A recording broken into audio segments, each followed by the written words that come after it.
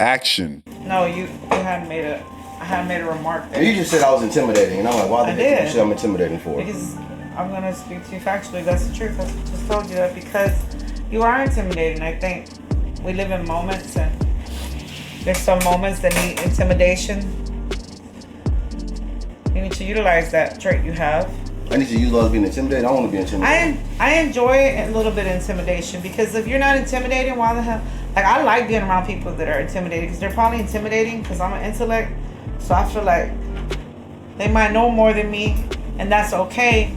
But still, there's something that happens spiritually or in your body and your anatomy that makes your chest jump. And literally, you made my chest jump. I've been in rooms with people where, like, I don't even feel comfortable saying that I'm an intellect or nothing like that because I've been around people who know so much more than me.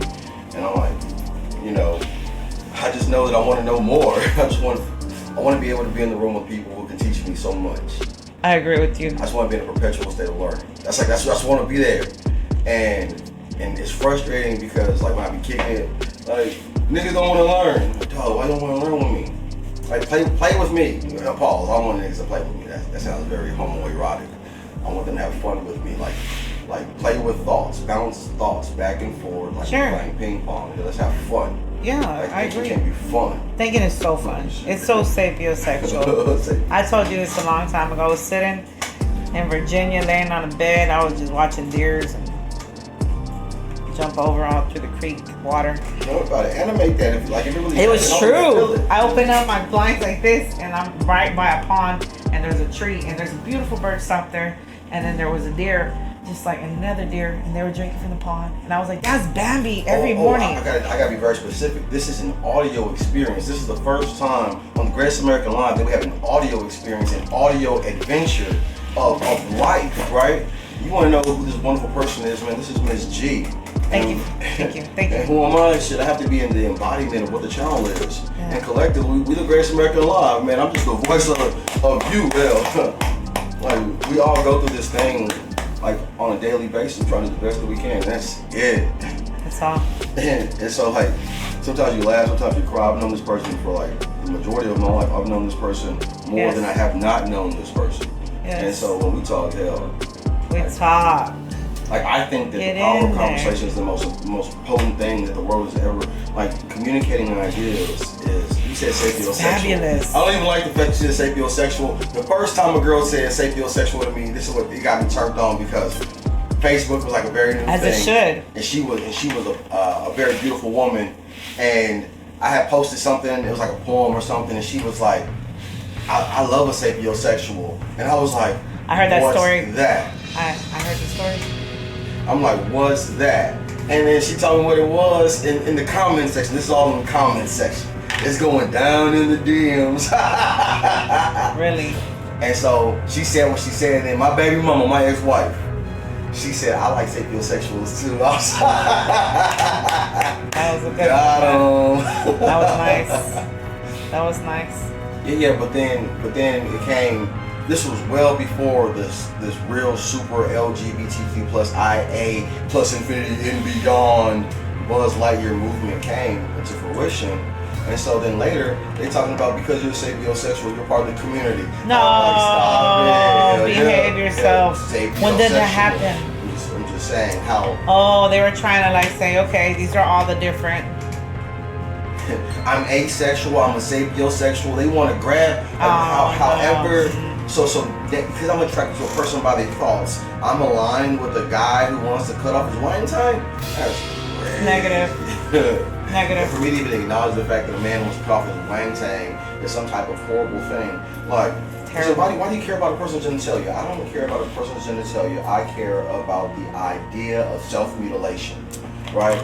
Like, if you want to be in an isolated place and self-mutilate, then that's fine, right? Do that. But if you want to broadcast the fact that self-mutilation should be like a normal thing, that girls and boys should mutilate themselves, I'm like, no, that's a horrible thing. It's a terrible thing. And so I got brought in, I even got there because they brought me into this conversation by calling it sapiosexual. And because I'm so, like, you know what I'm saying, I just walk around, once I understood that I can say and think whatever I want to say and think, the world changed. And this woman asked me if I was a pansexual. I didn't know what that was. What the hell is that? Pan means all. Oh, that's it. And she told me, I was like, you like everything? That you're a joto, you're a puto, and you're a transsexual. Stop. I was like, why you say that to me for? I was like, man, it's not offensive. And she was I was working for her.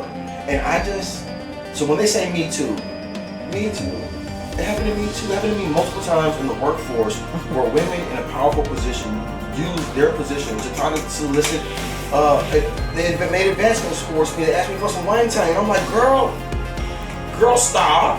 I mean, women do that. Everybody does that.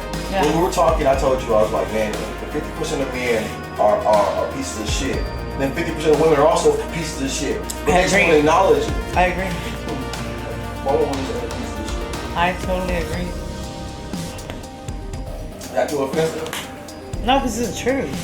But they won't even say it's the truth. I want you to talk to me. So honest. I'm so excited to have a woman here with me. Just like, can I talk about sucking dick? Man, Jesus, like, The guy talk. you Yeah. can talk. Okay, so like how's like when let's be honest with ourselves. Your man's cheating because you're not sucking his dick. You gotta talk because you gotta get him that clock. Man, I know you have a wonderful imagination, and I'm not even trying to censor my word, but you know how TV works. Well, tell me And about you know, it. when you listen to the radio, they have radio edits. They do. Yeah. Because everybody wants everything to be advertiser friendly.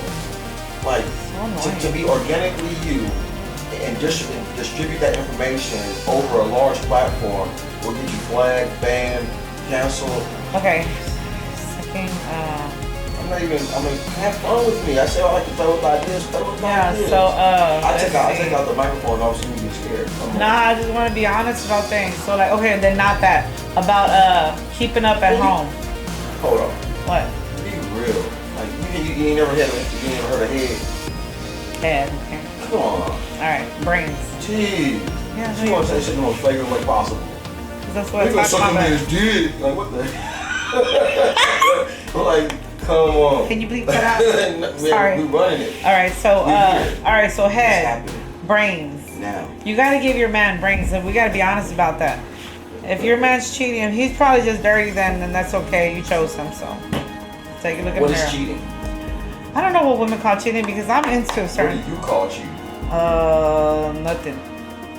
I told one of my last partners, I was like, I don't even care what you do. I don't give a fuck. Like, I don't give a damn. I enjoy it. See, in the world of censorship, I want you to feel comfortable. But at the same time, I'm like, I know that you were creative, you know, figure of speech, alliteration, you know what I'm saying, similes, metaphors. The way that we communicate now digitally, we have lost the love of language. And when we say words, it don't mean nothing but the words. Like, words mean things. We're supposed to have fun with words. Words are how you make the world beautiful. This is an audio journey, right? And we've been so sucked into the visual aesthetic of the world that we just lost romance. Can we be romantic again? Yeah, I would love that. I like romance. I love the Jodeci times. I love to whisper in a woman's ear. I love that shit. I love perfume. Yeah, I like that shit to be made in Italy. Like when it's oil based and so it lingers on your skin and shit. You know what I'm saying? That's gorgeous. Golly. Like I want to be able fabulous. to, like when I can't smell you from across the room, but when I'm within like 3 feet, I can catch a hint of the notes. And I said, holy shit. And then if I have to talk to you in a way that's sweet and gentle, then you allow me into your personal space because you're gonna approach me because I'm talking to you. I'm gonna draw you in with words. Is Balenciaga? What kind of brand is that? Balenciaga. A weird brand? I don't know, Balenciaga. I don't know. Shoes cost $1,000. So tell me They have a about fabulous perfume. Do they? It's floral. I really like floral smells. Do you enjoy floral smells on a woman? Because that's a very broad question. It depends, you know. Like your pheromones tell me what smells good. Like if your body don't match the floral scent, then hell, you can man. Okay, so my body maybe. Okay, so then I'm saying that mine matches the floral scent. I enjoy it. It's beautiful. It's erotic. It's fabulous. So, anyways, that's all I had to say about that. But let's go back to a deeper topic. You were talking about people being honest. You're so nervous because it's being recorded. No, I'm not. I want you to talk. Because you can get to going. When you get to going. Well, shit, then let's... Like verbally. Get me going. You're trying to count your words. Like, should I say this? Should I not say that? I gave you some instructions. I said, don't mention people that you know because they're listening. Right. They call them lurkers. They ain't gonna leave no comments. They ain't gonna tell you they watched, but they watched. And they right. I mean, I'm not really, but okay. All right, what are we talking about? No naming. I like basketball a lot. Do you think anyone else cares about you liking basketball? Well, I'm trying to start. I'm trying to get the engine going. Man, you want to talk, man, my father was talking about basketball. Oh, I forgot about that. Oh, yes, man. I forgot about that. My father was trying to tell me about some basketball. He's talking about, now I watched the March Madness. It's like, man, Houston's going to March Madness. I'm like, man, I only like good things. I only like good things. If it's not, I want the best of the best. They said, well, college basketball is a different product than the NBA. I'm like, yeah, it's worse. The NBA is the best athletes in the history of the world. And you're asking me to watch lower people, less talented people do the same thing. My attention is very short. Huh? All right, so I was on Prize Picks. Yeah.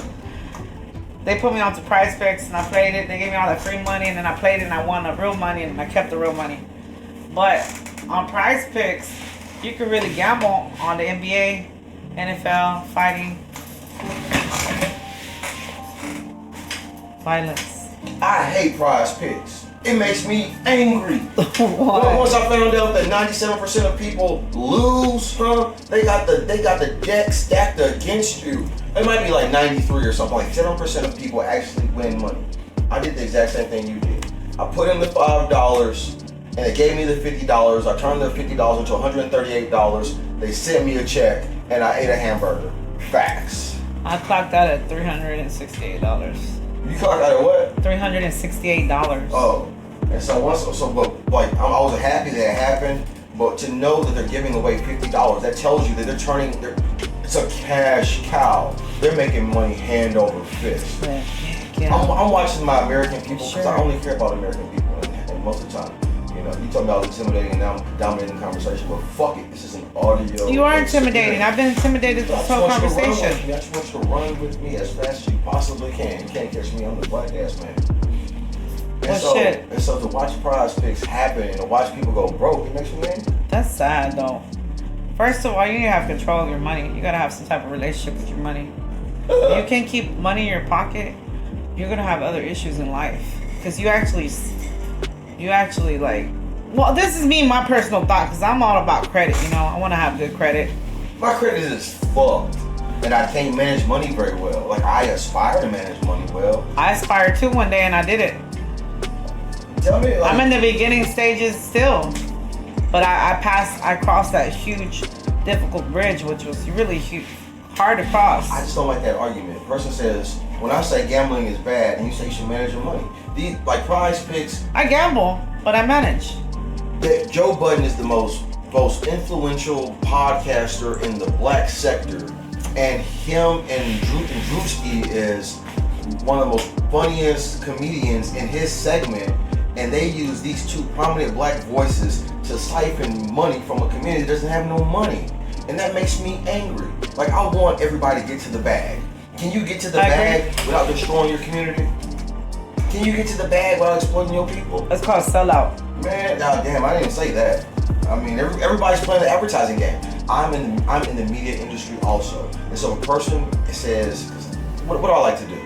I like to drink, right? I like cognac. We're having a conversation about cognac. What's the difference between cognac and brandy? One's a French and one's an American. Anyway, to be kind of cognac, you gotta be a French joint. Yeah, so we got this code, but we're not gonna talk about. We're gonna put it out there. I want to have the most enjoyable experience possible. But if I tell you that I like Martell, I think what I'm saying. I really don't like Courvoisier that much. I like Martell. Tell me about Martell. Man, it's just the notes are better. It has like subtle hints. It's just smoother. I can drink it straight. I can drink it on ice. Man, it's Where do you get this from? Man, any liquor store. It's just a wonderful drink. It's a premium. I'll try it. Cognac. But if I run an advertisement for Martell on my show, and then nigga goes and buys Martell and gets in a fucking accident, DWI, hell, how responsible am I for that thing? Like, activation. Responsibility matters, right? Yes, absolutely. Absolutely. So if I run ads for a thing that I do, and the thing that I do, everybody can't do what I do. No. Everybody can't do what I do. Mm-hmm. Everybody can't do what you do. Nah, hell no. Dude, I don't know. I want to do the thing that I'm doing in an excellent way. I want, like, as far as communicating, I'm supposed to invite you and make you feel warm in this conversation so yes, that you can get down with me. So, say that again. Repeat the last two things you said about. I ain't got no rewind. I'm living in the moment, baby. Mindfulness. I was about to hit on something. Come on. It's important. One day I'm gonna have a producer. So, I'm a businesswoman. I look at things in the business aspect. I just look at it at that lane. You're a media guy. And so I feel like if I want any type of professional advice when it comes to any movies, interview edits or anything like that, or even just any video edits, I would go to you and ask you, because you're the professional. And it's not what you know, it's who you know. I thank you for joining me in this conversation. Thank you, and when I say about, like, because, like, I'm supposed, like, tempo matters, right? But I have, like, I'm training my brain right now. Like, I'm training it. Oh, dang. And so, like, if I'm Michael Jordan, Kobe Bryant, if they're playing basketball, I saw Michael Jordan, like, dunk on a kid. Like, nigga, I play basketball, bro. Like, I dig it that you're a kid, but I'm not gonna let no kid dunk on me. Yeah, we're not playing those games. If we want people that just recently happened, but no names. If we want people to be excellent, then we have to be excellent. Absolutely. Continuously. What you deliver, what you offer, how you introduce it is so important. It's so important. Be around me. If I'm drunk, I'm on the clock. If I'm high, I'm on the clock. If I'm tired, I'm on the clock. Hey, he's so dedicated. He's so dedicated. I mean, we've been going hard for a couple years, me and him together, on just like supporting each other, having conversations, having mastermind conversations, coming up with ideas. I have an idea that it just came up, and I was walking at a park, and I just called my buddy here, and I was like, I'm gonna do this, and now I'm doing this. And that's the thing, right? Nike said, just do it. And my favorite shirt. We're so afraid. We're afraid of our thoughts. We're afraid of our powers. Like, oh my. I learned that people are afraid of success because if success comes too quick, they're gonna fuck it up. Just like hitting the lottery. Like, that's the most scariest thing is like, hey, what if it actually happens? What if my wildest dreams actually come true? That's so crazy. I'm terrified. Like, holy Christ, what if we actually go viral? Holy shit. So my heart just jumped again because you talk about being honest. To me, it's so important to be honest. And I get into all kinds of big doo-doo being honest. But I'm gonna still do it. So, yeah. Tell the truth. Tell the truth. Well, my buddies made that song for me. I got a video of them singing that song. It was so That's wild. what you say, but I say tell the truth and shame you know who. Shame the devil. Shame the devil. Whatever the devil is to you, this is what I mean. I'm not trying to be religious, but what I'm gonna say this. The devil, in other terms, is you gotta be intellectually collective. You gotta be able to collect this information I'm giving and what he's giving in a certain way with some respect and some class, you know? Man, I just appreciate the people. If you're riding with me, I appreciate you getting in the car. I need you to just give us a little respect and a little class of consideration to what we say. But the devil can be anything that fucks up or messes up what you got going on your daily basis. To get to the goal, you gotta be consistent. You gotta be innovative. How are you getting to the goal? Tell me how you get innovative. Every day I get up. Every day when I wake up, I thank God. I take a knee and thank the man and get back to the money. You ain't know? I gotta go. I messed up the whole bars. And get back to the money. So, cause I ain't got no money printer. You can't see my environment. Printers. But around my entire dwelling, around the entire studio, I have signs reminding me of the thing that I have to do and how I have to do it. Like right Affirmation, affirmative. I'm looking at a sign that says winning solves everything, right? In the world that we live in right now, nobody gives a damn. Nobody. If you lose, nobody cares. And that should be your incentive to be courageous. And courageous just means to be vulnerable and open and to try. It's very important to see whatever your product is you gotta, whoever you're selling to, your customer, you better make sure that you step into their shoes and you look at it the view that they see it before you try to sell it to them. Tell me a story of when you sold something to a person that didn't think they were going to buy. I want to know the experience of it. Okay. Like most people talk about the thing, can you actually do the thing? All right, I'll talk about when I was selling $1 million contracts. Tell me about $1 million I'm not going to say the name, but it was a hotel. I'm hospitality business.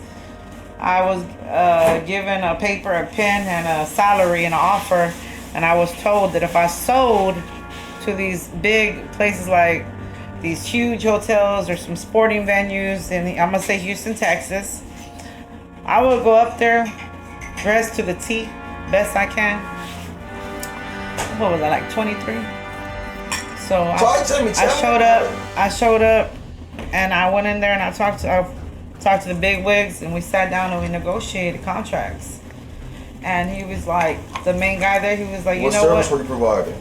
I was selling staffing services. I said, look, I got 1,000 people. Labor. I got 1,000 people. You was a slave driver? I was pimping. You ain't gonna laugh. You ain't gotta laugh. It's I was fun. pimping. You was selling human labor, huh? Hey, it is what it is. That's what my first forte was, and I ran with it.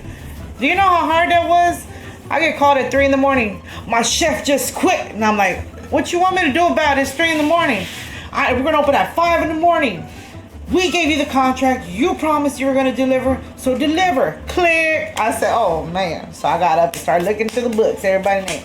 Hey, you available? Hey, I need you to hit them up for 3 days. Please just do 3 days. Give me 3 days to look for an executive chef to fill a sporting menu. And so we're talking about making $1 million. And if you want to make $1 million, you have to provide a service that's worth $1 million. You better not over-deliver too. This is what I told him. I said, listen. Hold on, you said over-deliver. Don't. You better not oversell. Oversell. I'm sorry. Yeah, I'm right. You're right. Thank you for correcting me. Thank you. I love correction. Don't oversell because, man, they're going to hold you to that. Yeah. Didn't you say? I'm going to be like, hey, I said that I'm going to do my best. But I was going to do better than those motherfuckers over there. And I did. You have to be very intentional with like. Do you know I packed a backpack when there was big conventions, and I went and I would go to the restrooms and be like, "Wake up, mother! I hear you snoring. Get up! I know who that is." They'd be like, "My bad.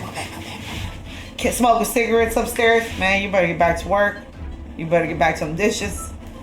And so staffing, I despise Barack Obama for this. Man, he messed up staffing so bad. I don't mean like the gig economy of where play with our money of how you can let people work as a 1099, an independent contractor, but they're actually an employee, but they get no employee benefits, no overtime, no nothing. That pisses us off. Like you working an event, it's 12, 14 hours. Yeah, that's straight time. That's straight time. And pretty much a large portion of our economy is 1099 people, Uber drivers, you know. Like, man, I can't wait to find a 1099. Where's it at, though? What do you mean? I'm just kidding. Man, they hardly any 1099 jobs right now. Do you know? Well, I was looking at the staffing agencies. This staffing agency, I'm not going to name no names, they were on 1099. I was getting straight money. Boom, boom, boom. And I was like, that's the way I want to go. Are you saying, you talking about a staffing agency? All of a sudden, I was getting money taken out of my check, and I was like, hey, this ain't even right. They're like, oh, that form you signed was saying that we're transferring to W-2s, and because it was a heavy amount of people, they just transferred. So for me, right, I owe like $90,000 in child support, something like this, okay? I went to prison, and when I came out of prison, like I was not divorced when I went to prison. So when I went to prison, while I was in prison, I got divorced. And so I did a 2-year sentence, and all of a sudden, because I couldn't go to court, right? And so I get at jail, check my mail, and I get a default judgment that says she won whatever they put in the goddamn divorce decree, everything. And so I have child support stacking up. So when I come home, I get a bill of like $23,000, $32,000 or something like this. I'm like, shit, how much am I paying a month? like, and so when I came home, now I come home from prison, I'm supposed to establish myself, but I got, in order, like, so I went to go work at Goodwill. Man, I think, I got like a $2 check, $1.73. I got $1.73 on a check. I said, what the shit is this? They had garnished my wages and talking about, I got a letter that said the Attorney General, you for back child support or whatever, so your wages were garnished. And so then I had to start working 1099s, right? Just so I could get a check. This is an audio experience. I know it. So now I've been contemplating whether to share or not. It's up to you. I finally got that damn thing out my way. Look, I am in a rare situation. It ain't no fun when Rapper got the gun. I'm a rare situation, but I just had enough. I said, ma'am, my child is 21 years old, and this fool still hunting me down over some money. Man, he played me. I said, it's all right. I'm going to get this done real quick. The Attorney General texted and said, young chick. Anyways, long story short, I agreed to an amount. What's the story? So, like, because not very many women ever talk about. I got a lawsuit just recently. I'm suing the shit out of somebody. Call me Charleston Grace. Charleston Grace. Or Grace White. I learned from him that he came up to community and suing the shit out of people, and that's what I'm gonna do. I had enough. So, anyways, I got this lawsuit. And these motherfuckers put a lien on this hoe. I was like, damn, y'all some hoes. The Attorney General. I don't even look, bro. I don't even be asking for child support. I was about to ask for child support to my husband that I'm still married to, who doesn't want to divorce me. Long story short, and I told the Attorney General, y'all should be a damn shame of yourselves. You keep saying some long story short type shit. These some long ass stories, motherfucker. Because this just really happened. This is what I told them. Y'all should be a damn shame of yourselves. Y'all ain't even trying to help me out. I wouldn't have to just cut that damn loss. Y'all try to put me in jail for some contempt shit. I tell you what. I was watching. Tell me an amount. I'm gonna pay it. Get the fuck out of here. I was watching Rachel and Lindsay on the show Higher Learning with Van Lathan from TMZ, the black man from TMZ. Remember he used to be on TMZ? With the braids? No, he was a bald head man. He was on TMZ. He was like I don't remember. Black nigga. Okay, anyway, then Van Lathan. They have a show called Higher Learning, and Rachel and Lindsay, she was on the show The Bachelor. What? She was on The Bachelor, and and she got divorced, and so she was talking about her paying her husband alimony. And she was talking about she didn't like the fact that she was paying alimony. Bro, that would terrify the shit out of me. I don't want to be married to nobody. I need your expressions to be articulated audibly, because they can't see you. God, I can see you. Like, oh my God, don't. Why are you talking about this? I'm getting so terrified. You're sharing your experience. I am in a position where I'm about to be, like, I'm in the process of being extremely wealthy. I don't want to be married to nobody. Get the fuck out of here. I'm trying to go high. You know what they say? It's lonely at the top. Bitch, I'm ready. I don't want to go to the thing. I don't want to fucking have a trauma response to this society. I don't want that. Like, I don't even want to experience that situation. Man, who's calling? Hey, Rob with the Za. I'm recording right now, bro. You probably on the microphone. What's up? Oh shit! Oh man, God record, man. I'll just hit you up, Hey, Rob with the Za. If you're in the area, man, you know what I'm saying. I might need some flowers delivered, like a bouquet or something. I don't know yet. I haven't even tapped in. I got some new shit. We can just check it out. Test it. Tell me what you think. Really.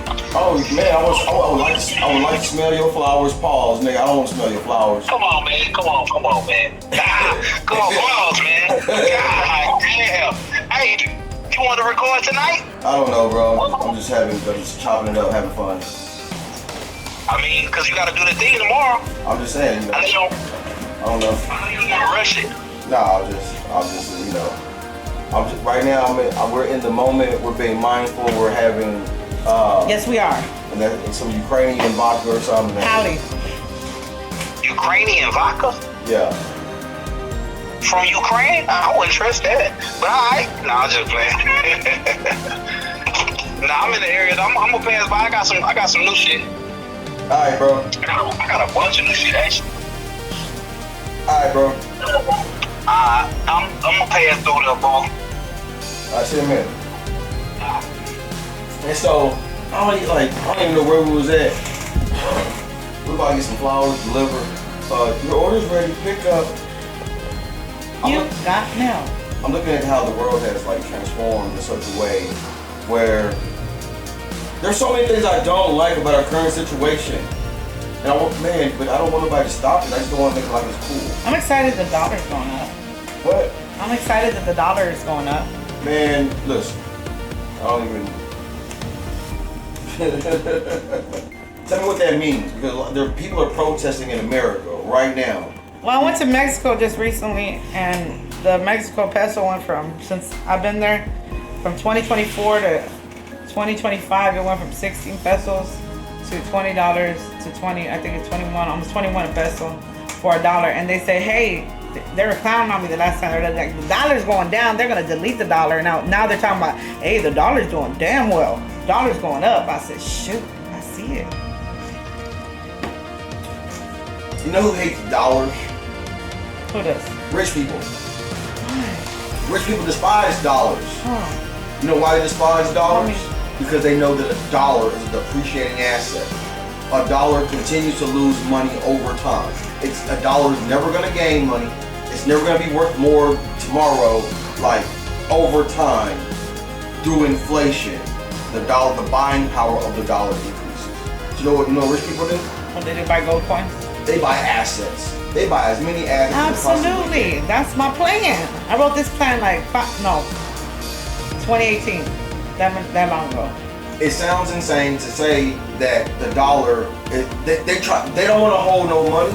You ask a rich person. No, they don't got no cash. They ain't got no money in the bank. They got no cash. Man, the bank is 1.8, maybe 2.4. If you got like a good yield or something, it might be like 3%. I got this ranch over there in Sealy, though. Man, they're looking for investments that are at least increasing in value by like 7 to 11%. This is the type of return they're looking for on their money. Yes. I don't want no 2% return on my money. And so if you... Royalties. I'm just learning this, right? Yep. I heard a person tell me that they buy and sell debt. And I was like, why the hell would you want to buy and sell debt? That's amazing. And motherfucker says, I don't want no money. It's like money ain't got no value. That's a smart person. That's a smart person. Based on these rules, that makes him a smart person. Well, you know what? I can say that, but I ain't got no money. I ain't got no money to fucking buy and sell assets. I know finance. I'm learning financial literacy, and I drown in it. I love drowning in it. Because sometimes it takes me over. There's so much new laws coming in. You saying this like laws affect people. And the majority of the time, it affects the majority of people in negative ways. Like buying and selling debt, it hurts poor people because you're not paying taxes on nothing, because you don't make nothing, because you only got debt. You don't ever turn no income, and since you don't turn no income, then you don't pay no taxes because you ain't making no income. You buy properties with debt. You use buildings that you owe money on as collateral for things that you want to buy. And so you don't really own anything, but you have an extensive portfolio saying that my wealth is fucking $11 million. You know what? You just tickled my fancy when you said that. I think immediately about apartment complexes. Immediately. That's what they do. What they do is, so for instance, I worked as one complex selling. And this one company owned it. They got it's like they put everybody into debt, where they took a chance of even paying for it. It was all about debt. Then they won their money, put everybody in debt, and then they took off and sold it to another company. Another company came and did the same thing with a new group of people the next year. I think I understand what you're saying. I was watching a video called Social Proof with a man named David Shands. Shout out to Social Proof. Okay. He had on 2 Asian women. I recorded this because I wanted to do a video about it, but David Shands, I think he does like strikes, right? If he uses content, he tries to strike me. I'm like, nah, I don't want to get no strike on my channel for using a person's content, but I will tell the story though, because these 2 Asian women were talking about buying an apartment complex in Houston, Texas, and I live in Houston, Texas. and they were just so tickled fancy. And that's my business. This was during COVID, and they came and they bought a building, and they said like they paid $44 million for it or something like this. And they said like the way they told the story that they were scared to go to the building, and they left the building very quickly, and they were giggling and laughing as they told this story, right? And they said they flipped it for like $70 million. And then they said the way they flipped it for $70 million is they raised the rent and all types of shit and started charging all types of fees, but they didn't provide any more service. Yep, gouging. And so once they did that, they sold the shit for more money, and goddamn now, but they talked about the owner, and they said the owner, for like 12 years, he had never raised the rent. And they said so it wasn't in market value, which is why they had the ability to buy the building. And that's what they live off is market. So this man cared about his tenants so much, and the market says we don't value you caring about your tenants. We only care about the property value. And I'm like, fuck. Yeah, that's what the market's saying, but the market gotta look. If you live in an apartment complex and you think you're a price gouge, you absolutely were. You absolutely were. When COVID happened, they wasn't about to let people live for free.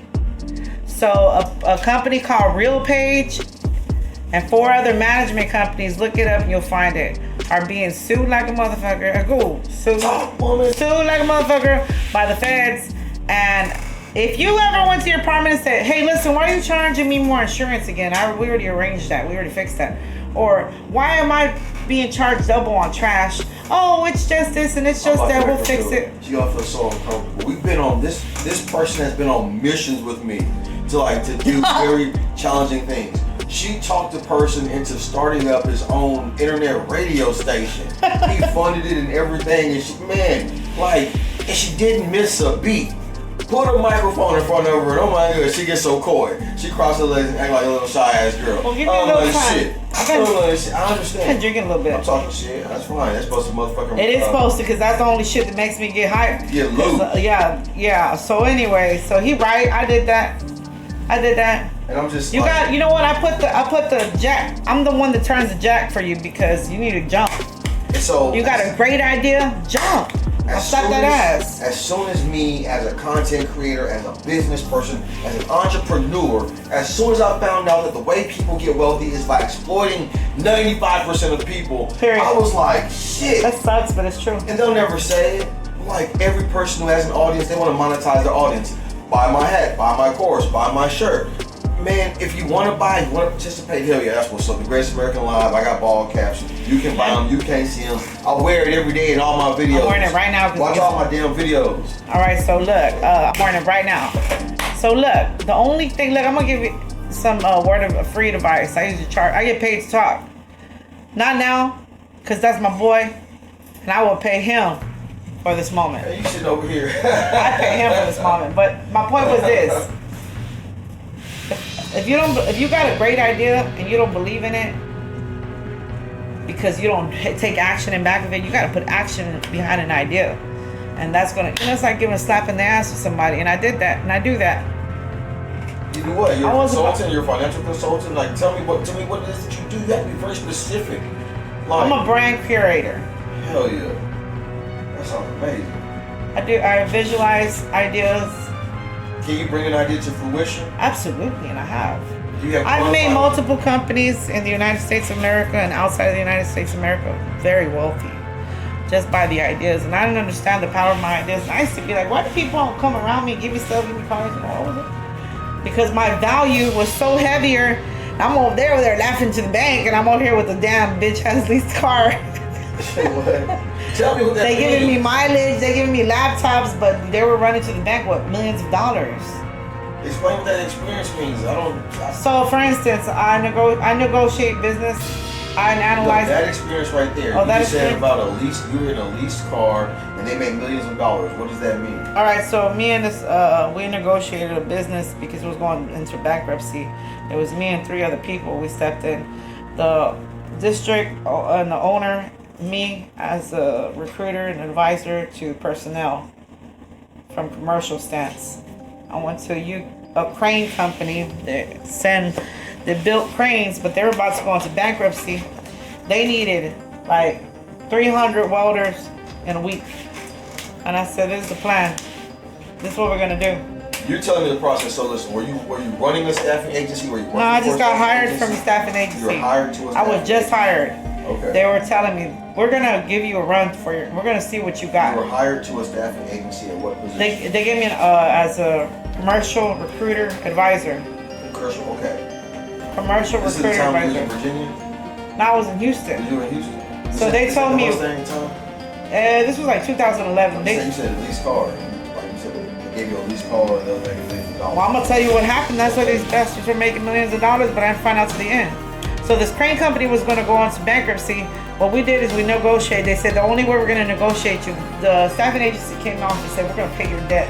Let us fill every position and let us charge you at a 60% rate to the 90% rate so you pay off your debt.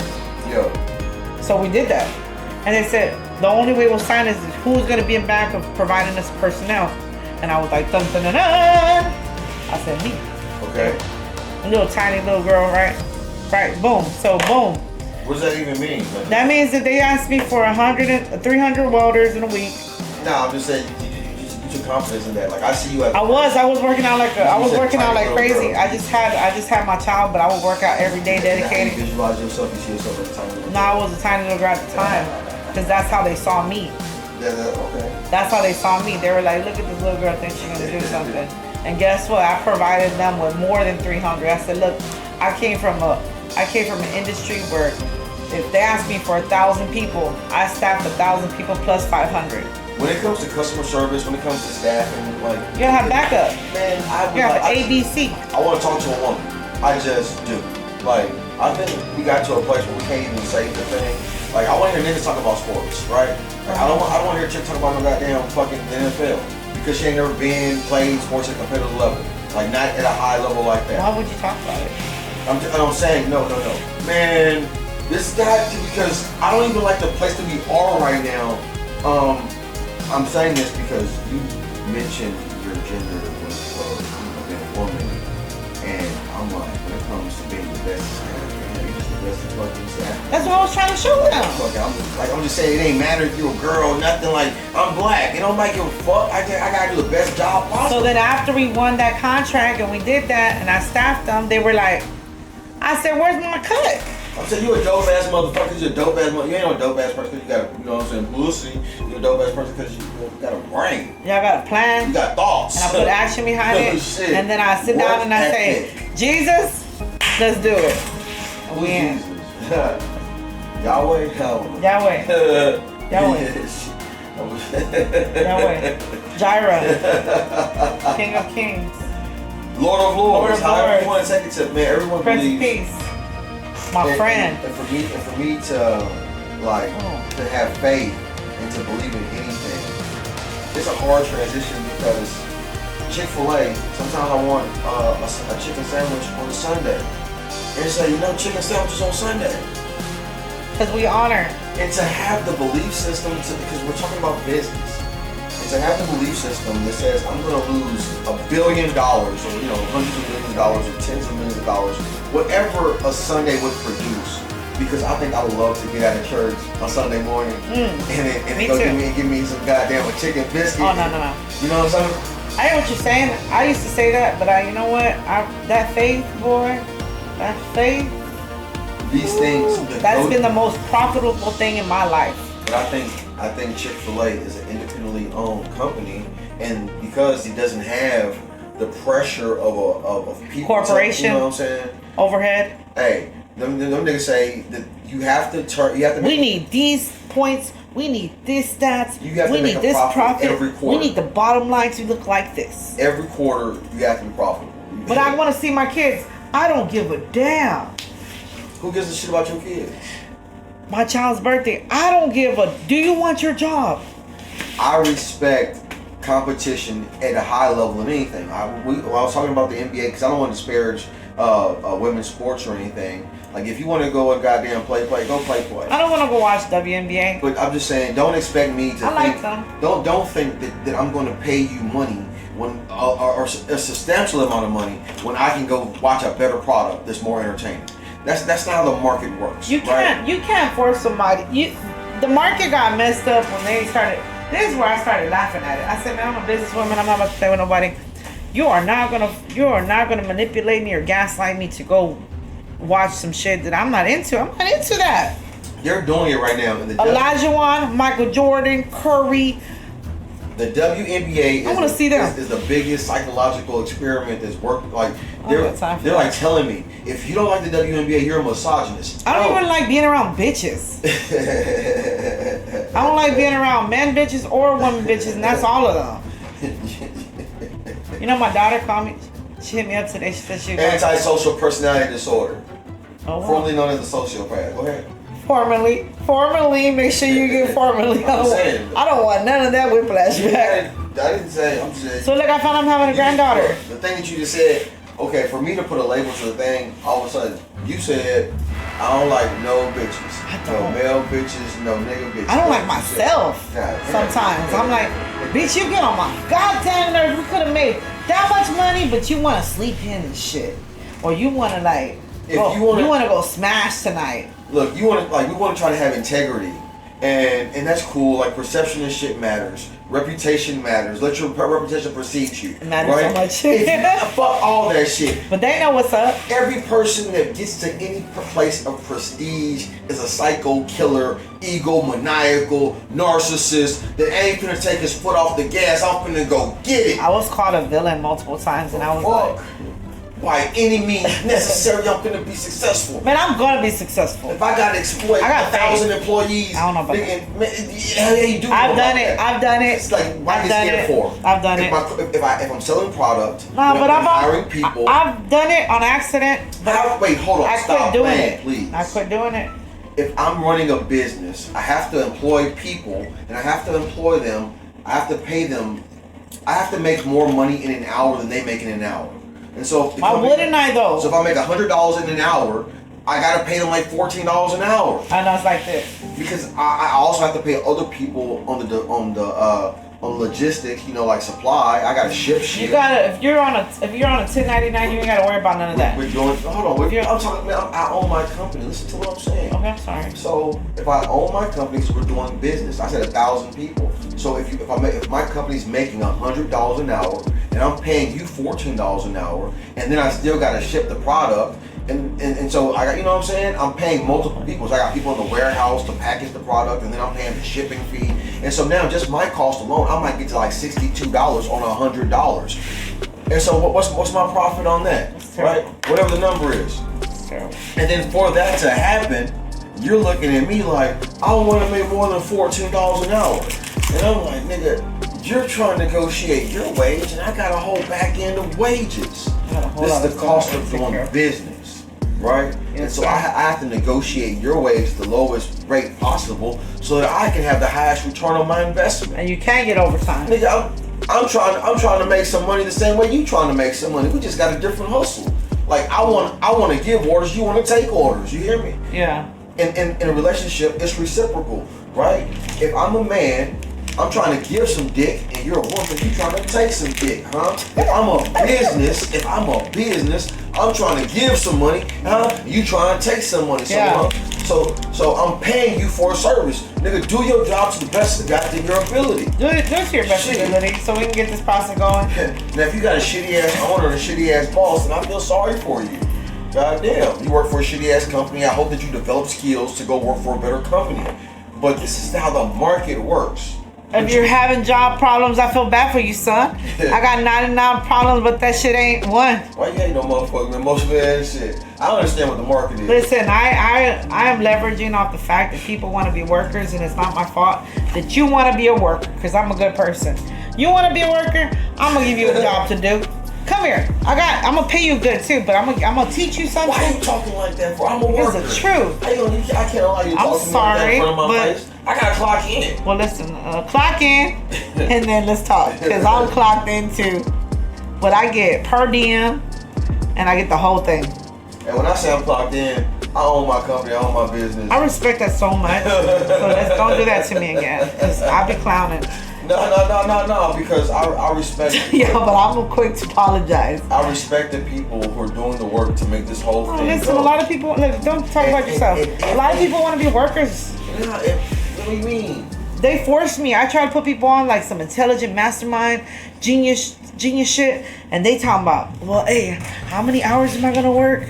What am I gonna exactly get paid? You want to get exactly paid? How much money did they pay you for the information that you gave them? Right now? No. When you were having this conversation with these people, Man, I was giving them free information. Oh, man, nobody wants nothing for free. That's ridiculous. What's free? So now people pay me to talk. Free has no value. Well, I learned that. So like, people pay me to talk. That was ridiculous. I would take that information. People who pay attention. But I would run with that information. That's a man named Myron Golden. People who pay attention. Man, they pay too. People who pay the most attention. Hey, they pay too. Business principles, right? Like how you negotiate things, how you do things. All this shit is important, huh? If you say you're a business person, then you have to. God damn it. Zelle, PayPal, Venmo, cash, barter, your car, your first child. What's up? Give me your money. Credit, debt. Yeah, I'll put you in there real quickly. Come on. Hey, Payments. You ran off all those things, right? You know what that sounds like? That sounds like America. That sounds like hustling. I'm a. Hey, I come from the trenches, man. I didn't say where you, man. Hold on. Shit. It doesn't matter where you come from. Good business is good business. And do good business. And good business means that you have to make the maximum profit on everything that you do. That's one thing I don't do. There's no sympathy. It's profit. I'm learning. Profit. I need to learn how to knock people out. The market told me I could charge thousands of dollars, and I'm only charging. Hey, but they paying though. If I want to be humanitarian, then I'm negotiating being a good business person, right? Yes, sir. I'm just. Multiple things can be true simultaneously. The idea that you can have it all, that's not true. You can't have it all. Never split the difference though. You can't be in a gym 24 hours. You can't sleep for 24 hours. You can't be with your family 24 hours. Yeah. You have to negotiate your time. We're all negotiating our time. Wisely. However, I don't know what wisely means. Like, if wisely means to make as much money as possible per minute, per hour of the day, then goddamn wisely to me is fuck my family, fuck your feelings, fuck my staff. I have to go get it. Because I'm competing to be the best. I don't see it as a red light, green light situation. Look, I'm contextualizing. I respect everything you say. So tell me how you do it. I didn't say it was red light, green light. I'm saying that you're negotiating how hard you want to go. If you want to be LeBron James, then for 22 years, you're not going to be home during the NBA season. Yeah, go. He just said in his podcast, Mind of the Game or whatever, he said he goes to bed at 9 o'clock at night. Yes. So his wife is like, baby, you going to sleep at 9 o'clock? Do you like this big ass house you in? Do you like these marble floors? Do you like the Rolls Royce you in? All right, that's why. Sleep. You know, for 22 years. I've been married 4 times. One of my spouses said, if you don't get rid of one of those phones, it's over. I said, why? Because this is where the fuck I get around. Because I'm a staffing, so at the time I had 3 phones. I had an on-call phone, I had my personal phone, and then I had another, because I was a businesswoman, so I had my business sales phone. And them hoes were ring, ring, ring, ring, ring, ring, ring. And my staffers would call me on another phone, and it was like thousands of people. Hey, we're having a party today. What's up? We want to say hey to you. I said, yo, motherfuckers, stop calling me at this damn time. I am not your friend. And my husband was like, hey, you know what? I don't sleep at night. You don't sleep at night. We have a relationship. You're going to choose me or this job. And what'd you choose? The job. Damn. My career. Shit. It wasn't a job. It was my career. What does that even mean? Man, I had a career going that has brought me to where I'm at now. I don't even want to have this conversation with you because that's a highly personal conversation. Let's talk about something else. No, I have to make a very specific statement. I respect We live in a society where people are negotiating career over family. I was a kid. It doesn't matter when you do it or how you do it. Hold on. I had to pay child support. When you say, I don't like that terminology, I was a kid. I think a kid is prepubescent. I was a kid because I was up under my family for years. That's your social structure. I'm just saying, if you're making, I had a very kid mind. If you're living in, I don't even know what that means. If I didn't know no better. I think words matter. I just didn't know stuff that I know now. Like if I knew what I know now, man. I'm just saying, lack of knowledge doesn't make me a kid. It just means that That's what I think to myself. That's my perception. That's my perspective. My bad. terms matter. Terms matter, and that's what I'm saying. I'm stick with it. You sticking with what? Cheers. What are you sticking with? What I'm saying. Say it. I just said it, though. Defend your position. You said I said it and I'm sticking to it. I don't know what that means. I said. I was very green to the world. I didn't know no better. I didn't know a lot about stuff. I was a pushover. I don't know what else I'm supposed to say. What I'm saying is, I joined the United States military when I was 17 years old. It doesn't matter what my age was. I made a commitment to go. I was brought up that way, though. My mentality. I hear what you're saying, but I'm not just socially, we have this thing. Because I hear adult women say, "I was a child," and I was like, "Man, were you an adult when you made?" I was making adult decisions, but just saying, I didn't have the proper information mentally to make great decisions. Because I was deprived from being, hey, you're a little girl, you better. I want to talk about. You're a little girl. Like right now, Kanye West has a song where he says that he's talking about his wife right now, trying to get his wife back. He says Bianca. He says we're the new Cassie and Diddy. You know what I'm saying? That's in the song. He says we're the new Cassie and Diddy. And when they were covering the Cassie and Diddy story, she was like. He's not with Bianca no more. She was like 19 years old. He said she left. He said that she left him, but in the Cassie and Diddy story, she was like 19 years old or something, right? But when they're in the covers, they're like, she was a child. And I'm like, wait. No, hold on. This is how they cover it. I don't mean it like that. I'm saying words matter. And so as a woman, you as a man, I can't say I joined the military when I was a kid. I can't say I had a baby when I was a kid. Like, no one accepts that. Nigga, you a grown man. That's sad that I have to break it down. I thought grown men listen, and the grown men would understand me. Grown women would understand me. Being able to communicate, it shapes your frame of reference. It shapes your brain. And being able to just say, I'm not gonna, because of my age, then the thing I didn't know what I was doing. It wasn't my age. It was my mentality. That's just a past that only women have. No, that's my mentality. I'm not talking about my age. That was my mentality. I didn't know you shouldn't trust everybody. I just trusted my family so much that I thought that I could trust everybody. Please don't think that I'm hating.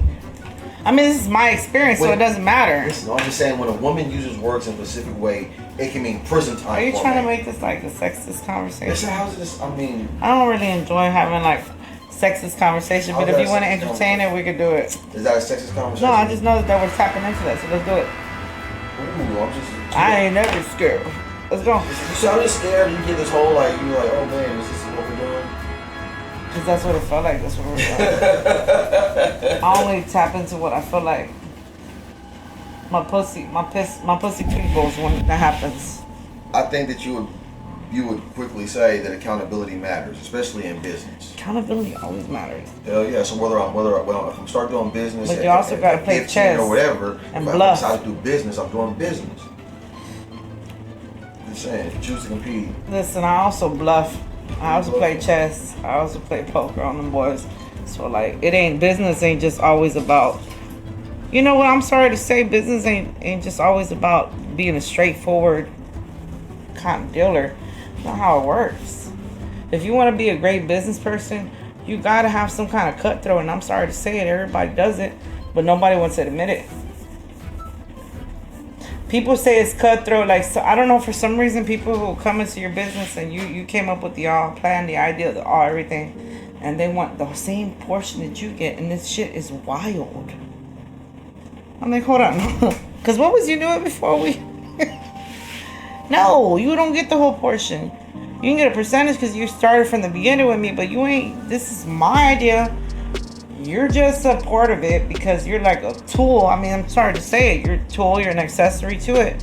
And it's beautiful, but like, you can also be replaced. So like, I don't know what credit I need to give you. But what you earned. What does earn mean? Whatever they put, yeah, everything's negotiated. Right. But I never split the difference either. You keep saying that. What does that mean? When I come into business, I already go on with a plan what I want. I will walk away from a deal if it don't give me what I already came pre-planned to get. So I'll go high. I'll say, you know what, I want 80%. And I already know they're going to probably go to 50%. That's what I want. So you're going to start at 80 to get to 50. You're walking into the room and you said, I'm not taking anything less than 50%. I don't tell that shit. I'm I said I'm not taking anything less than 80%. So we're gonna play, and they're gonna play. Oh, listen. We're gonna negotiate. I'm trying to understand. Never split the difference. You walked in and you said you're not. Like, I'm thinking the idea that you're having. I'm gonna overcompensate. Is I'm not gonna take anything less than 50%. Is the place that you're gonna negotiate from. Yeah. And so I walk in and I say I'm not gonna take anything less than 80%. Yeah. And then if I get to 50%, then I accept that deal because that's the number I had in mind. Yeah. But I'm not gonna take anything. I'm trying to understand the concept. Yes, sir. Yes, sir. Forgive me. My bad. Twice. I'm trying to understand what yes, sir. My bad. And I apologize for that. Yes, you're right. Everything you said is correct. That's what I do. So you never split the difference. And so right now, like earlier, right, you ran away from it. I'm gonna dial right back to it. It's called a callback. I said the word sociopath, and you was like, no, I'm not that. I'm not that. I'm not that. I'm not that. And I'm not even trying to say that that's what you are. What I'm saying is that a person portrays the way that you use your energy to leverage other people's energy. They, like, I call it persuasion, but a person who is being persuaded calls it manipulation, because they're like, I think that you got more from my energy than what I got. And I'm like, no, that's not how it works. I just have 100 of you. 100 of you gave me the equal amount for 8 hours. And so what you did in 8 hours, times that by 100. That's how I made my profit, right? Like, but you think that because you're one of 100. I'm sorry, I'm so tickled because it's so ridiculous. There are 100 pennies in a dollar. Thank you for being penny. Run with me.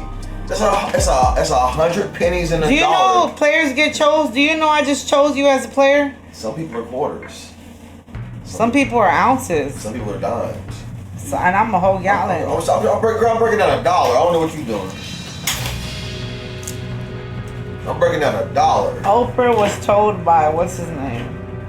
That pastor, Jenkins. I don't know the pastor. T.D. Jenkins. I need you to maintain energy. I need you to maintain contact with the microphone. I need you to talk to me. I'm saying, like he told him one time, some people are gallons and some people are pints. Some people can't handle, that's just all they can handle. That's all they can give.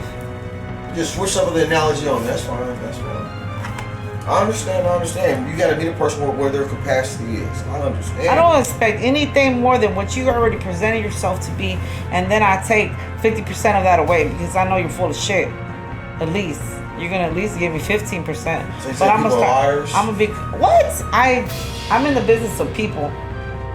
I learn people. I give people tests. I find out if they're child molesters, or I find out if they're. I don't even know why do you have to go to the extreme all the time? Because that's what my job entails. I don't know what you're talking about. I have to deal with real sensitive information because I deal with people. So I gotta vet them out. Either they're fake social security. Sometimes, you know what? I let fake social securities make it.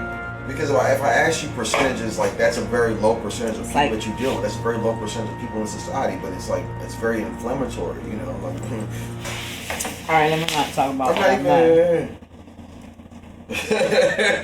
There's a statistic that, like, women, because, you know, I'm talking to a woman and I appreciate the woman brain, but women on YouTube, they watch a lot of crime stuff.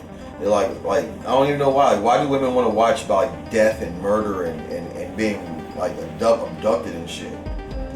Like, what is the percentage of people? It happens. What are the percentage of the people that happens to? Not very many. No, women or men? I'm just saying, it doesn't happen very often. It mostly happens to women. But it doesn't happen very often. My cousin got kidnapped. Okay, look, anecdotal evidence doesn't make a statistical fact. And I hear what you're saying, but because I know it's very close to home, and it's a girl. Hey, just because I know a person who did a thing, like, that's, you know, man, we have these wonderful features in the future. I don't even know how it's going to work or if it's going to work. I live in an area where the internet's not that great. But you have digital assistants, we can have conversations. I don't know if this thing is going to just be a conversation, but we can always try, right? We can always, like, seek information in a conversation. Like, I don't want to discredit nobody or marginalize no one's personal experience. I know it doesn't feel good to be exploited and taken advantage of. Hell no, that doesn't feel good. But I think that, like, statistics matter, honesty matters. You know, I'm a black man, and some people perceive black men as being dangerous. And so since you perceive me as being dangerous because you know a person since you know a black man who robbed you, Hi, I wanted to have a conversation about the statistics of women who are abducted in America. How often does that happen?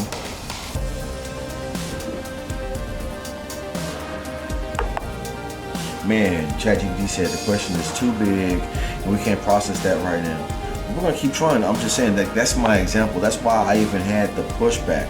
I'm trying. I don't want anyone to just look at all men and say all men will take somebody. Like, that's crazy. And I don't want anybody to live in fear. But if you're consuming media that creates fear, and that's a scary ass situation. It like when they have that when the cops is like the biggest television show, then everybody's looking for a black man. They think the black man stole their Toyota Corolla because all they do is run the exact same repeat of cops over and over again. And so when I'm seeing that these women are fascinated by these, like, the 1% of terrible men in the world that do the most horrible, heinous crimes, they perpetuate that idea onto all men. All men are bad men because one man did a bad thing. That's dangerous. Like, that's why we're not having babies. That's why, like, That's true. media is scaring people from having authentic relationships. Like the manosphere, the women's sphere. A man says that he got divorced and a woman took everything from him, and so all men say all women are bad. That's that's extreme thinking. You know, Prince said there's a mind control thing going on, powers and principalities, basically. Explain what that means. Everybody's in control of taking the mind. You're a consumer. Everybody's a consumer to something, so they want you to constantly be consuming. So now we are super consumers. Does a consumer have any power? You get the fuck off of the channel.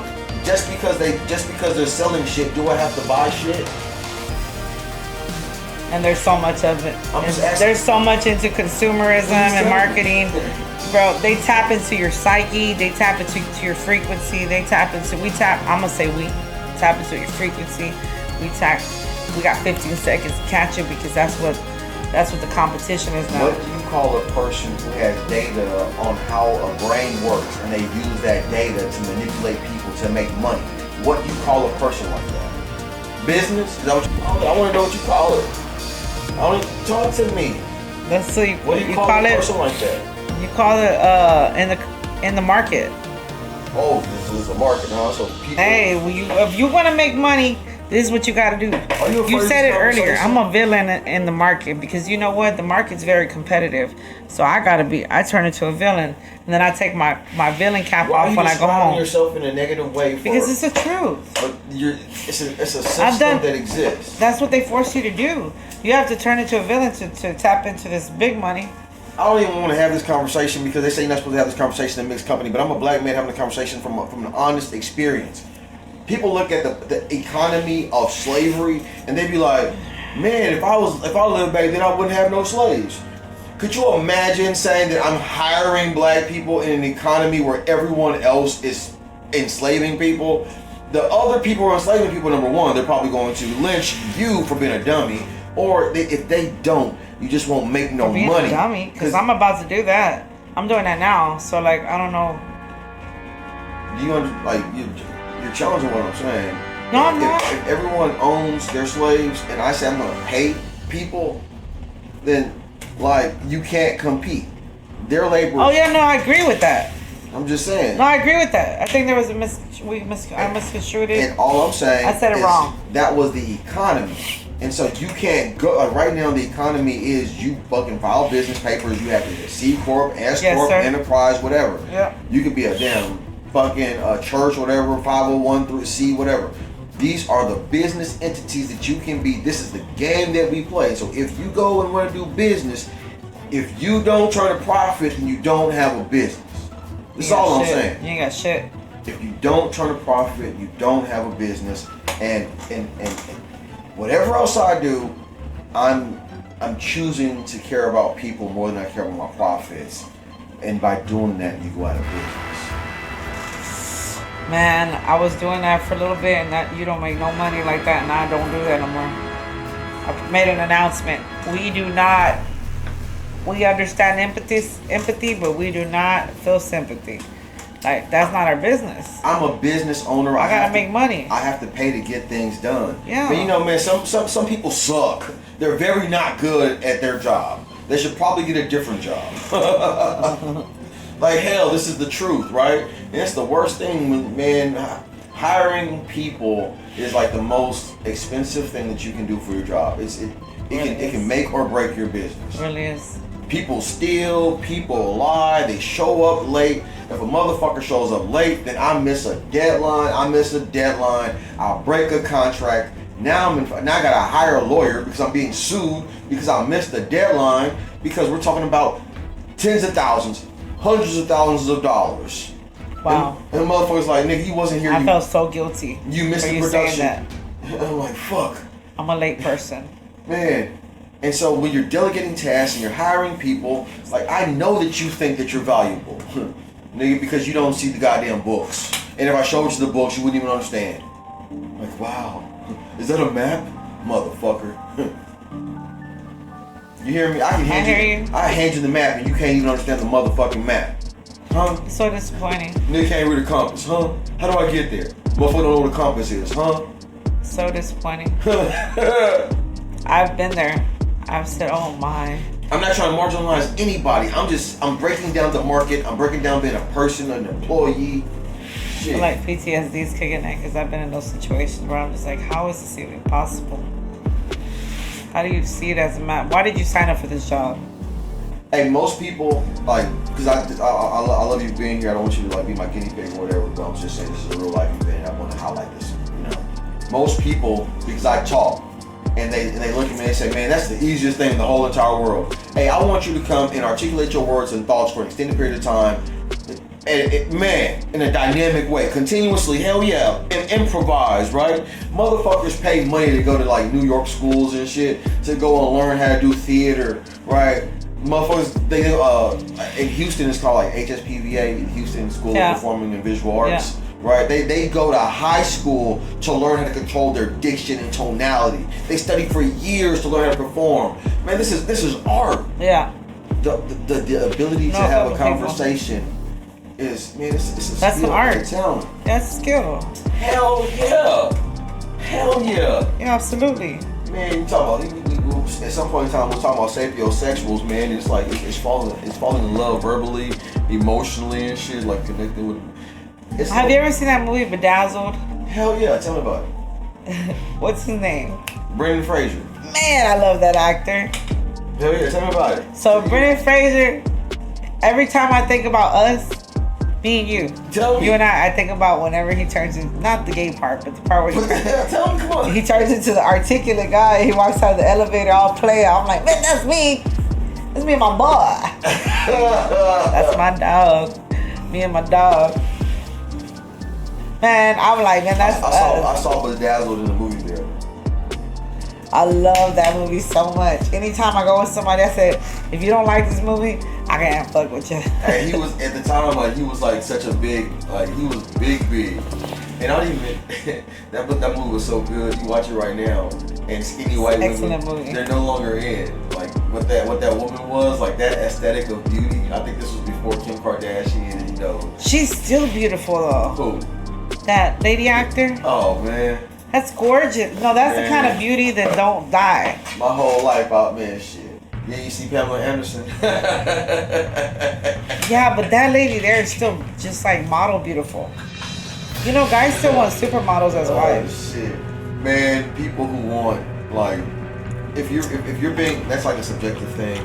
Like, if you have a memory of a person, you saw them growing up, like, yeah, I would love to be with that person, that's cool.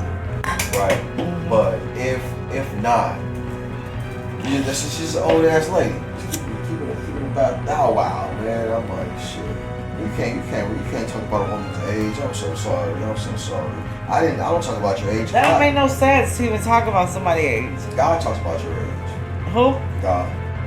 God does? God says a woman becomes a woman when she hits puberty. God says a man becomes a man when he hits puberty. God says a human person becomes an adult. Okay, well, you know, my God. I love God. I love God too, but then you said Jesus. I love God. What? I love God, absolutely. But I'm saying, like, we were talking. You just, woo, that did get me uncomfortable because I do got like A lot of respect. I'm living in a society. I'm just looking, like, because culture matters, right? And I think in the Jewish culture, right, in their faith, they have bar mitzvahs, bat mitzvahs, right? They do. And that celebration is becoming manhood, womanhood. Yes. Yes. Okay. And that, what age is that? I think it's 13. Isn't it like 13? Yeah, I was about to say 13. I think it's 13. I think in the Spanish community, I think it's called 15. 15. And I think, in black and white communities, I think they have like debutante balls and stuff like this, and I think that's like 16. I'm just saying, we acknowledge. I never heard that. Debutante balls? I didn't know that. I'd like to learn more.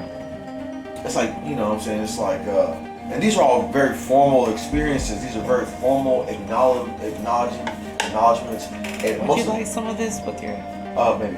Yes. So I'm going to put I didn't want to take all of it. I wanted to ask first. I'll probably take it. Very considerate. So it's just a little bit, but it's still good. It was an equal amount. A great splash. Would you like just another? It's like, it's been a really wonderful experience just to ride and hang out. I know that this is a learning experience. I know it's a learning curve, and that's not just for me and you. That's for like the audience too, right? I appreciate your understanding and consideration of that, because that's what it felt like. I mean, I really don't feel like I was scared because I have been in front of audience since I was young. Still. I want to hear you. I'm saying, raise it up, pump it up, pump it up. All right, I'm sorry. I'm on that. Let me get it right. I enjoy this experience. I thank you for inviting me. I appreciate all our conversations. This just feels like one of our normal conversations. Just on.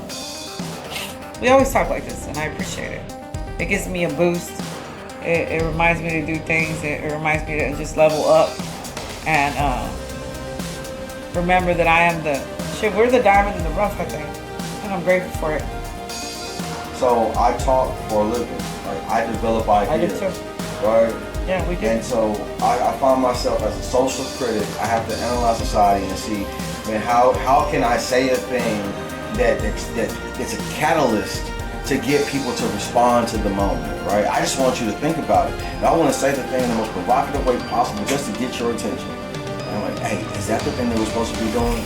And so, like, currently I'm saying that 50 million women should have babies immediately, right? Sure, I agree. What? You said this is so quick. Because they are having them right now. Man. These ladies, I got all these ladies' books, and they were like, oh, we traveled over here when we were pregnant. And I was like, why? Why are you trying to abuse our American system? Hold on. Wait, what are you talking about right now? Be very specific. They crossed the border pregnant, so the third child could be born here and become American citizens. Huh. Like anchor baby stuff? I said, why are y'all doing that? Like, why are y'all abusing us? We're not. Yes, you are. I think, because... They'd be like, we didn't come here for the American dream. I said, you can play that retarded ignorant shit because I know you come from a third world country and I know you're ignorant. But you came and you abused our system. You crossed the border pregnant. You're wild. I believe that every nation must have borders. I believe that every nation on the planet must also enforce their borders. I believe this. Do I also understand there's hardship in the world? Some people, man, they just live in a really, really hard place, in a really hard situation. Hell yeah. They do. Right? And I've been to a mud house in Mexico. And so, like, I don't even know what to tell you.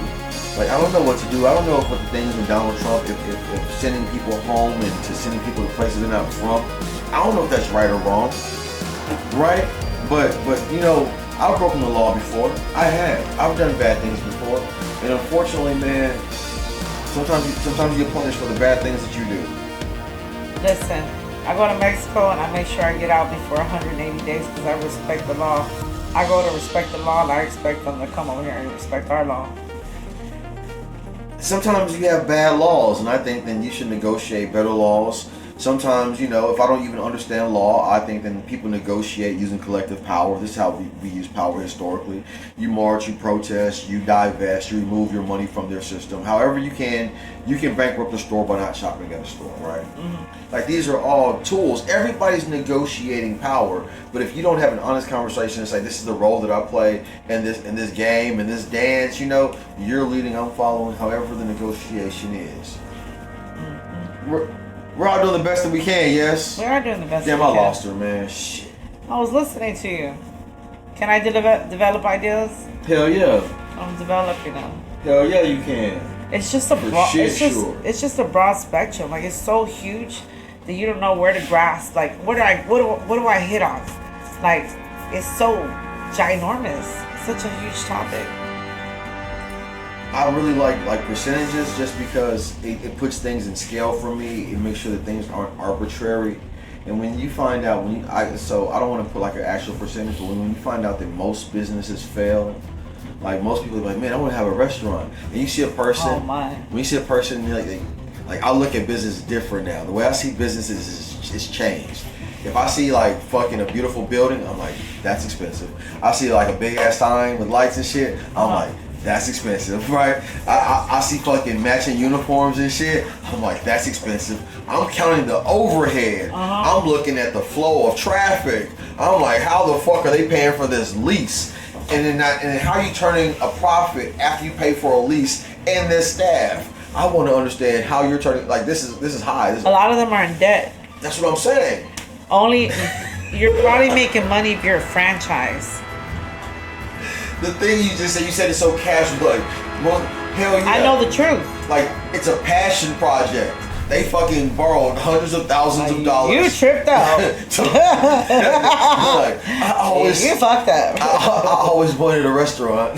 That was your passion, but you fucked up. Oh, shit. Listen, I watched somebody tell me that I'm gonna say he charged $1,000 an hour for music. And then I watched him I don't know how much money, but it was under like $200. And I'm like, hold on. You don't charge $1,000 an hour. You have to give everybody some money. And then you come out with less than $200 an hour. I don't know. I wouldn't do that no more. You're going to need a bridge to get to your passion. You have to create a bridge of money and then get to another bridge, create a lane, and then you can pay for your passion. I can't give nobody advice. I can just tell them about my experience. This is the advice that that person's making money now. I accept your story, right? Of course. I can tell you that the way that I started doing good business is my first 3 businesses failed. I had to have my first business. I wanted to sell knives. Like, I had this idea. I was like, I'm gonna sell knives. I'm in the military. People in the military buy knives. And I got sold on like a late night shopping center thing. They're like, you get this many knives for this much money. And I was like, hell yeah, all these pocket knives and shit. And I knew a lot of hunters and fishers. And so I made this order. I placed like 2 or 3 orders. I got all these knives and I was trying to sell these knives on the ship. And them knives so dead. Plastic ass, rinky-dink ass, Well, that would shitty piss ass. me off. I was like, yo. And so I spent like $1,000 or some shit, $1,200 on these shitty ass knives. That's painful. And I was like 18, 19 years old, but this was my idea, like entrepreneurship. I was like, that's the powerful part, though. That was okay. So what I'm saying, so when a We were person, tapping into something more powerful than finances. I'm so thankful that I failed for $1,200. You have to fail. But as opposed to a person who said, I'm finna go put a goddamn sign and name my goddamn restaurant Noodles. And I ain't made $1 yet and I'm in the fucking hole, $750,000. Man, hey, come on in, man. That's terrible. Man, I'm in the hole, $750,000 and I ain't even made $1 yet. Hey, Rob with the Zob. This is Mrs. G. What's up, man? Say what's up, bro. Good, sir. How are you? I'm good. I love collaboration. I love working with people. It's the dopest shit in the whole entire world. I don't want to just run it down because I can't even there's no way I can fill you in. So maybe we could just segue to maybe a part 2, or maybe you have some introduction. That was clever, sir. And closing words. You said not funny. Look, I'm just enjoying life right now. This is a whole different audio experience. You know, if you hear me talking to this woman in a way, it's because I know her in a way that you don't know her. And if you're mad at the way I was talking to her, and she get mad at me, I'll deal with her and I'll deal with you however y'all want to be dealt with. Why would I get mad at you? Because I'm not, I hear it. Thank you for saying that out loud. They could cry me a fucking river. I don't give no fuck. This is an audio experience and they could only hear me like. This is for mature audiences. Talk to the microphone. If you can't handle it, tell the story. Give us 50 feet. That's all they could hear. And he started it off by saying that you was intimidated and shit. Nah, you did intimidate me. You made my heart skip like twice. God damn it. The Greatest American Alive. The Greatest American Alive. The Greatest American Alive. The Greatest American Alive. The Greatest American Alive.